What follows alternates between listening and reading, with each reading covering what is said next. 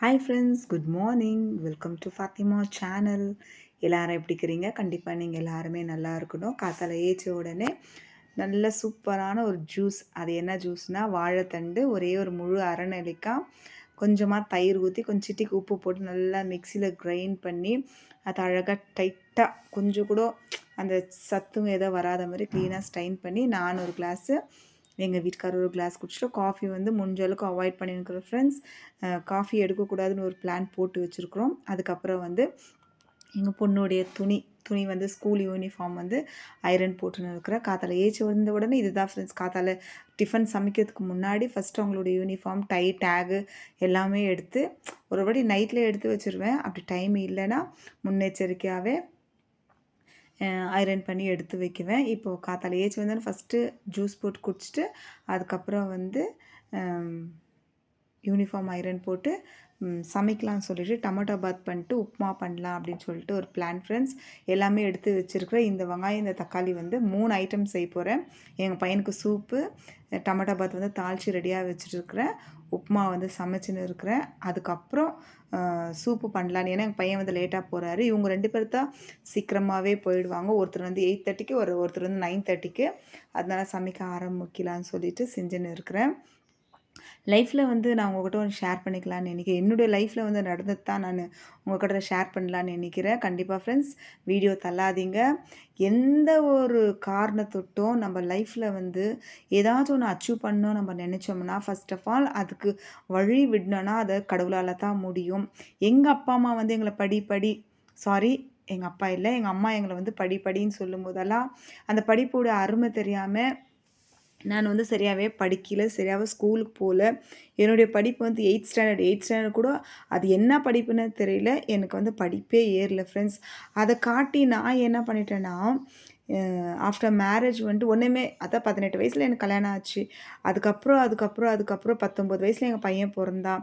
Life வந்துட்டு கடந்து போகும்போது எது நம்ம சாதிக்கணும், எது சாதிக்கக்கூடாது. இப்போ வந்து எங்கள் பசங்களாம் வந்து ரொம்ப ப்ரில்லியன்ட் ஃப்ரெண்ட்ஸ். ப்ரில்லியன்ட்டுன்னு என்ன சொல்கிறதுங்க, அந்த காலத்தில் அம்மாட்ட போய்ட்டு ஒரு ரூ. 10 நம்ம கேட்கணுன்னா கூட நம்ம யோசிக்கிறோம். ஆனால் இப்போலாம் வந்து பசங்க கேட்காததுக்கு முன்னாடியே நம்ம காசு தரோம். ஸ்கூல் போகும்போது கையில் ஒரு ₹10 அப்படி இல்லைனா ஒரு ₹5 அப்படி இல்லைனா அவங்களுக்கு தகுந்த ஸ்நாக்ஸ் அப்படி அவங்க போய் கடையில் வாங்கக்கூடாதுன்றதுக்காகவே நம்ம கடையிலேருந்து வாங்கிட்டு வந்து டிஃபன் கட்டிடுவோம். எத்தனை பேர் பேரண்ட்ஸ் இந்த மாதிரி செய்கிறோன்றது அவங்களுக்கு தான் தெரியும். நம்ம என்ன பண்ணுறோன்னா, சில பேரண்ட்ஸ் வந்து பண காசு இருக்கிறவங்க என்ன பண்ணுறாங்கன்னா, கடையில் இருக்கிற பொருள் கொடுக்க மாட்டாங்க. அவங்க வந்து வீட்டிலேயே செய்வாங்க. ஏன்னா அவங்கக்கிட்ட பண காசு இருக்குது. அதனால் வந்து அவங்க வீட்டில் செய்கிறாங்க.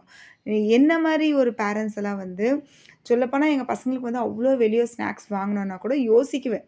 இவ்வளோ காசு செலவு பண்ணணும். ஆனால் பசங்க வளர்ந்துட்டாங்க இல்லைங்களா? அவங்க எவ்வளோ நேரம் வீட்டில் சும்மா இருக்குவாங்க. அதனால் முன்னெச்சரிக்கையாகவே நம்ம எல்லாமே வாங்கி கொடுத்துருவோம். இப்போ நான் என்ன சொல்ல வரேன்னா, குழந்தைகள் வீட்டில் இருந்து பேரண்ட்ஸ் பார்த்துக்கிறவங்க படிச்சிருக்கணும். அப்படி இல்லைங்களா? இப்போ பெரிய ஸ்கூலில் பெரிய இன்டர்நேஷ்னல் ஸ்கூல்லலாம் சேர்க்கணுன்னா ஃபஸ்ட்டு பேரண்ட்ஸ் படிச்சிருக்கணும். இப்போ படிக்காத எங்களை மாதிரி குழந்தைங்கலாம் எங்கே படிக்க முடியும்? நார்மலான ஸ்கூலில் ஒரு எஸ்எல்சியோ, செகண்ட் பியூசியோ அவ்வளோதான். அதுக்கு மேலெலாம் வந்து படிக்க வைக்கிறது ரொம்பவே கஷ்டம். ஆனால் அவங்களுக்குன்னு ஒரு டேலண்ட் இருந்துச்சுன்னா, கண்டிப்பாக அவங்க நல்லாவே படிக்குவாங்க. ஏன் சொல்கிறேன்னா, படிப்பறிவே இல்லாத எனக்கு வந்து எங்கள் பசங்கள வந்து ரொம்ப படிக்க வைக்கணும்னு ஒரு என்ன சொல்லுங்க, ஒரு நப்பாசைன்னு சொல்லுவாங்க தெரியுங்களா? ரொம்ப இவங்களுக்கு இதுவே படிக்கல, இவங்க பசங்க படிச்சு என்ன பண்ண போகிறாங்கோன்னு சொல்லுவாங்க இல்லைங்களா? அந்த மாதிரி ஒரு ஆசை எனக்கு என்னென்னா, எங்கள் பசங்கள அழகாக படிக்க வைக்கணும், அழகாக ஒரு இடத்துக்கு வேலைக்கு போகணும், அழகாக நீட்டாக டிசிப்ளினாக ஒழுக்கமாக ஐயோ! இவங்க இந்த மாரி வளர்த்து வச்சுக்கிறாங்கோ, அந்த மாரி சொல்லணுன்றதுக்காகவே ரொம்பவே கஷ்டப்பட்டு, யார் வீட்டு வாசல்லயும் விடாம, யார் கூடவே சேர விடாம, வீட்டுக்குள்ளே பொத்தி வளர்த்தேன். ஆனா, அவங்களுக்கு ஒரு ஸ்டேஜ் வரும்போதோ, ஒரு 16 இயர்ஸ் வரும்போது அவங்களே நைஸா என்ன பண்ணிட்டாங்கோ, நம்மள விட்டு விலகி போறதுக்கு அப்படின்னா என்ன சொல்றது? காலேஜுக்கு போயிட்ட பிறகு அவங்களுக்கு புது புது ஃப்ரெண்ட்ஸ். அப்போ நம்பலாம் வந்து அவங்க கண்ணுக்கு அவ்வளவா தெரிய மாட்டோம். அ என்ன சொல்கிறது உங்களுக்கு, நம்ப கஷ்டப்பட்டு பெத்து வளர்த்து ஆளாக்கி அவங்கள படித்தா நல்லா இருக்குவாங்க, இவ்வளோ ஒழுக்கமாக இருக்குவாங்க, நம்ம எல்லாமே சொல்லி கொடுத்து வளர்த்துட்ட பிறகு நம்ம பேரண்ட்ஸ் வந்து அவங்களுக்கு கண்ணுக்கே தெரிய மாட்டோம். நம்ம என்ன பண்ணுவோம், பசங்களை எதனா திட்டிட்டா கோச்சுக்குவாங்களா, இல்லை சாப்பிடாதா போயிடுவாங்களான்னு சொல்லிட்டு அவங்கள வந்து நம்ம பார்த்து வளர்க்குறோம். ஆனால் அவங்க வந்துட்டு என்ன பண்ணுறாங்கன்னா, படித்த உடனே அவங்களுக்கு ஒரு நல்ல நாலேஜ் வருது இல்லைங்களா? நம்மளே சொல்கிறது, ஒரு மாரி, "மம்மி உனக்கு இது தெரியாது, மம்மி உனக்கு அது தெரியாது." ஆனா அது உங்களுக்கு தெரியணுன்றதுக்காக நாங்க எவ்வளோ கஷ்டப்பட்டுருப்போம். இப்போ நான் வந்து எப்பவுமே ஸ்பெல்லிங்கில தான் என்னுடைய பேர் எழுதுவேன். அப்ப எங்க பையன் ஒரு 7த் ஸ்டாண்டர்ட், 8த் ஸ்டாண்டர்ட் போம்போது, எங்க பையன் வந்து ஜாயினிங் லெட்டர்ல வந்து எனக்கு வந்து சைன் போட கத்துக் குடுத்தான். "மம்மி இப்படி சைன் போடு மம்மின்னு." அந்த சைன் போடுறதுக்கு எனக்கு வந்து வெளிய பயமாகுது. ஏன்னா, என்னுடைய சைன் எப்பவுமே நார்மலா ஸ்பெல்லிங்கோட தான் வரும். ஜாயினிங் லெட்டர்ல வராது. அப்போ எங்க பசங்கள வந்து நம்ப அந்த அளவுக்கு நம்ம படிக்க வைக்கிறோம். இப்போ கூட அவர் 10த்லயே போயிடுவாருன்னு நெனச்சோம். அதுக்கப்புறம் 2ண்ட் பியூசிலே போயிடுவாருன்னு நெனச்சோம். ஒரு ஒரு நாளும் அழுவுறது. ஒரு ஒரு நாளும் இப்படி இக்கணும், இப்படி இக்கணும், இப்படி இக்கணும். அழுந்து சொல்றோம்னா, அப்பதான் அவங்களுக்கு வந்து கொஞ்சாவது, ஐயோ! மம்மின்னு அழுவுறாங்களே! நம்ம படிக்கணும். நம்ம எப்படியாவது எஸ்எல்சி பாஸ் ஆவணும். நம்ம எப்படியாவது 2ண்ட் பியூசி பாஸ் ஆவணும். நம்ப கரெக்ட்டா அவங்களுக்கு எல்லாமே குடுக்குறோம் ஃப்ரெண்ட்ஸ். சாப்பாட்டுலேருந்து, துணிமணிலேருந்து, அதுக்கப்புறம் நல்ல வீடு, நல்ல வாசலு, தேவையான ஃபுட்டு, இன்னொருத்தர் வீட்ல போய் சாப்பிடாத மாரி, நாங்கலாம் வந்து இன்னொருத்தர் வீட்ல தான் போய் ஃப்ரெண்ட்ஸ் சாப்பிடுவோம். அவங்க வீட்ல போய் வீடு கிளீன் பண்ணி குடுத்தா, அவங்களுக்கு கடைக்கு போயிட்டு வந்தா தான் எங்களுக்கெல்லாம் ஒரு ரூ. 10 ரூ. 5 அவங்க குடுக்குவாங்க. எங்க அம்மாலாம் வந்து கையில காசு குடுத்ததே எனக்கு ஞாபகமே இல்ல ஃப்ரெண்ட்ஸ். அவ்ளோ கஷ்டத்துலலாம் நாங்கலாம் வளர்ந்துக்கிறோம். இப்ப எங்க புள்ளைங்களுக்கு எவ்ளோ டிசிப்ளின் சொல்லிக் குடுக்க முடியுமோ, அவ்ளோ டிசிப்ளின் குடுத்து, அவ்ளோ ஒழுக்கத்த குடுத்து, அவங்கள நாங்க படிக்க வச்சுன்னு இருக்கிறோம். இந்த சமயத்துல வந்துட்டு, வேலைக்கு போற பேரண்ட்ஸ், வேலைக்கு போயி குழந்தைங்கள வளர்க்குறாங்க தெரியுங்களா? அவங்களுக்கு எல்லாருக்குமே ஒரு கங்ராட்ஸ் சொல்லணும். ஏன்னா, வீட்ல இருக்கிற வேலைய எங்களுக்கு முடிக்கிறதுக்கே 1:00 கிட்ட ஆயிடுது. அவங்க எப்படி வீட்ல இருக்கிற வேலையெல்லாம் முடிச்சு ஏர்லி மார்னிங் எந்திச்சிக்கிறது, 4:00 எந்திச்சிக்கிறது, அம்மா 6:00 அந்த டைமிங் ஏச்சு அவங்க எல்லா வேலையும் செஞ்சு, பசங்களெல்லாம் ஸ்கூலுக்கு அனுப்பிச்சு, அதுக்கப்புறம் அவங்க ஆஃபீஸ் போயிட்டு வந்து, அங்க ஒரு டென்ஷன் இருக்கும். என்னன்னா, பசங்க ஸ்கூலுக்குள்ள வந்து வந்துட்டாங்களா? கரெக்ட்டா சாப்பிட்டாங்களா? அப்படின்னு சொல்லிட்டு. எல்லா பேரண்ட்ஸும் மைண்ட்ல வந்து அதுதான் ஓடும். என்ன பொறுத்தவரைக்கும், ஏதாவது ஒரு பிசினஸ் பண்ணோம்னா, ஃபர்ஸ்ட் ஆஃப் ஆல் முட்டுக்கட்டை இருக்கிறது எங்க பசங்க தான். ஏன்னா நான் பிசினஸ் ஏதாச்சும் ஒரு ஒரு புக் ஷாப் தொறக்கலாம், இல்ல ஒரு துணி துணி கடை தொறக்கலாம். ஏதாச்சும் ஒரு முயற்சி எடுத்தேன்னா ஃபர்ஸ்ட்டு யோசிக்கிறதே என்னுடைய 2 பசங்கள தான். நான் பணம்னு சொல்லிட்டு போயிட்ட பிறகு என் பசங்களுக்கு வந்து நல்லது, கெட்டது சொல்லிக் குடுக்காம வளர்த்துடுவேனா? எது நல்லது? எது கெட்டது? இப்ப பாருங்க என்னுடைய பையனுக்கு வந்து நான் 14 டூ 15, 16 இயர்ஸுக்குள்ள வந்து எல்லாமே சொல்லிக் குடுத்துட்டேன். எது குட் டச், எது பேட் டச்சு, இப்படி பேசக்கூடாது, பொண்ணுங்கிட்ட இப்படி தான் பேசணும், கண்ண பார்த்து தான் பேசணும், ஒழுக்கமா இருக்கணும், கிட்ட கிட்ட நின்னு பேசக்கூடாது. அப்படி சொல்லிக் குடுத்து அவன வளர்த்து இது 19 இயர்ஸ் ஆயிடுச்சு. ஒரு பிரச்சனையும் கிடையாது. கரெக்ட்டா காலேஜுக்கு போறாரு. காலேஜ்ல ஃப்ரெண்டு கூட சுத்துறது தான். பசங்களுக்கு 4 இடம் தெரியணும். பசங்க கூட சுத்துவாங்க, எல்லாம் போவாங்க, மாலுக்கு போவாங்க, பிக்சருக்கு போவாங்க. ஓகே. அது வரைக்கும்லாம் ஒரு பிரச்சனையும் கிடையாது. ஆனா குட் ஹேபிட், பேட் ஹேபிட் 2 இருக்கு இல்லைங்களா? அத சொல்லிக் குடுத்து அவர வளர்த்தாச்சு. இதுவரைலாம் அவரது ஒரு பிரச்சனையுமே கிடையாது. காலேஜுக்கு போறாரு, காலேஜுக்கு போய் வீட்டுக்கு வராரு, கொஞ்ச நேரம் ரெஸ்ட் எடுக்குறாரு.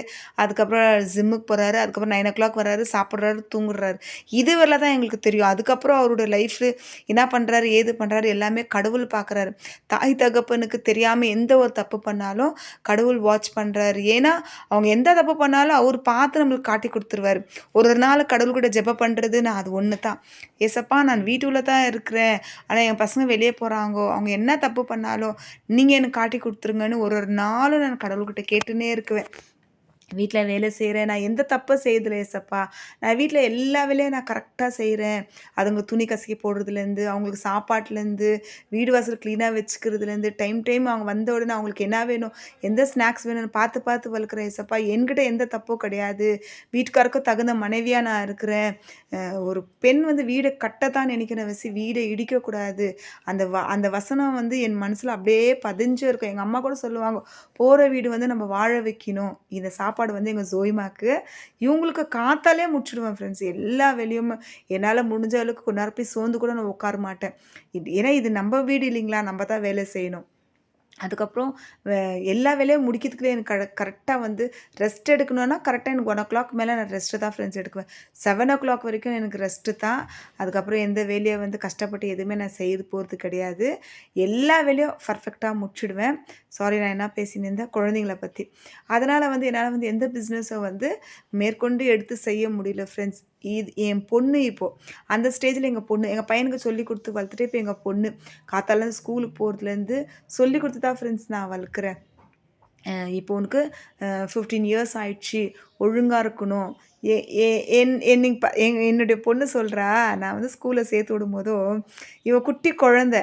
அது அது சொல்றீங்க இல்லைங்களா? நர்சரி சேர்க்கும்போதும், அப்போ நான் இட்டுன்னு போய் சேர்த்து விட்டுட்டேன். ஏன்னா கண்ணுக்கு கிட்டயே இருக்கட்டுன்றதுக்காக, வீட்லேருந்து ஒரு 5 மினிட்ஸ், 10 மினிட்ஸ் நடக்கிற வாக்கபல்ல ஸ்கூல்ல சேர்த்தாச்சு.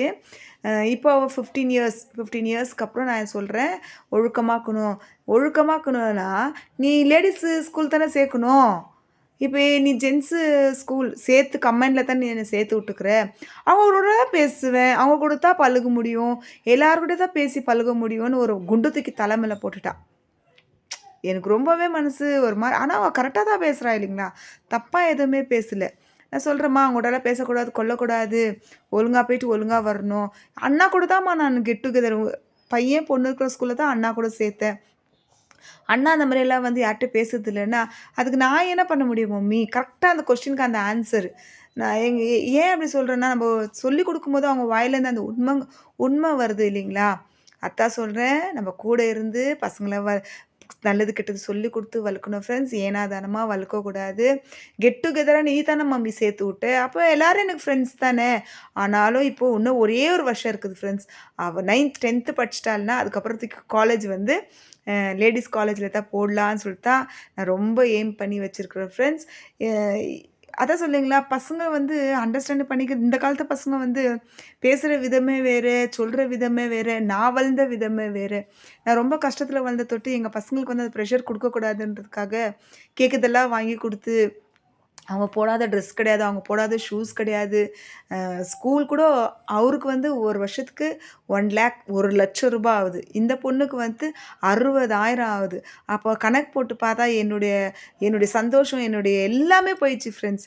எல்லாம் பசங்களுக்காக, பசங்களுக்காக, பசங்களுக்காகன்னு சொல்லிட்டு, இது பாருங்க வீடு கூட நான் அவங்களுக்கு கட்டி வச்சுட்டேன். எனக்கு எதுவுமே கஷ்டமே கிடையாது. ஆனா பசங்கள வந்து கரெக்ட்டா வளர்க்கணும். பேரண்ட்ஸ் வீட்ல வச்சுன்னுருக்கிற குழந்தைங்களுக்கு கண்டிப்பா நல்லது, கெட்டது சொல்லிக் கொடுங்க. பேட் டச், குட் டச் சொல்லிக் கொடுங்க ஃப்ரெண்ட்ஸ். எப்பவுமே நம்ம பசங்க கிட்ட பேசின்னே இருக்கணும் ஃப்ரெண்ட்ஸ். கொஞ்சம் கூட இடைவெளி விட்டுடக்கூடாது. அவங்க பார்த்துக்குவாங்க, அவங்க எழுதிக்குவாங்க, அவங்க தூங்கிடுவாங்க, அவங்க ஃபோன்ல பேசின்னுக்கிறாங்கன்னு சொல்லிட்டு நம்ம கேப்பே விடக்கூடாது ஃப்ரெண்ட்ஸ். குழந்தைங்கள ரொம்ப உஷாரா பார்த்துக்கணும். அதே மாதிரி என் பொண்ணையும் நான் உஷாரா பார்த்துக்கணும் ஃப்ரெண்ட்ஸ். 2 பேரையும் கடவுள்கிட்ட குடுத்துருக்கிறேன். கடவுள் ஒரு ஒரு நாளும் அவங்க என்ன தப்பு பண்ணாலும் எனக்கு காமிச்சு குடுங்கன்னு சொல்லிட்டு கேட்குறேன். கண்டிப்பா நீங்களும் உங்க பசங்கள கரெக்ட்டா வளங்க ஃப்ரெண்ட்ஸ். நல்லது கெட்டது சொல்லிக் குடுங்க. குட் டச், பேட் டச் சொல்லிக் குடுங்க ஃப்ரெண்ட்ஸ். இந்த வீடியோ உங்களுக்கு புடிச்சிருந்தா லைக் பண்ணுங்க.